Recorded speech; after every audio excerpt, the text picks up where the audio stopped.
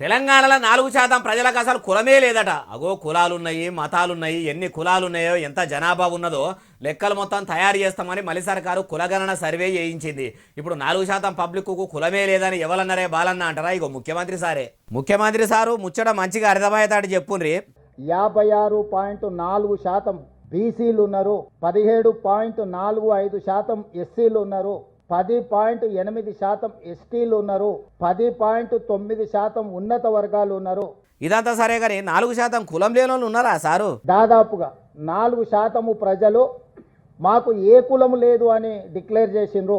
ఇది ఒక new phenomena. మరి 4% కులం లేని వాళ్ళు ఉండరు అంటారు. వాళ్ళకి ఎందుకు కులం లేకుండా పోయింది? మన దేశంలో ఆధార్ కార్డుల కాడ నుంచి కులం సర్టిఫికేట్ల దాకా అన్నిట్లో కూడా ఇంటి పేరు, ఒంటి పేరు, ఊరు పేరు, మండలం పేరు, జిల్లా పేరు, రాష్ట్రం పేరు అన్నీ కూడా పిన్ కోడ్తో సహా ఉంటాయి. అట్లుంటేనే భారతీయుల కిందికి వస్తారు. భారతదేశంలో ఉండాలన్నా, తెలంగాణలో ఉండాలన్నా, ఇట్లా దేశంలో ఏ రాష్ట్రంలో ఉండాలన్నా స్థానికుడు అయి ఉండాలంటారు. అట్లా లేనోళ్లకు దేశంలో ఉండే అర్హతనే లేదంటారు.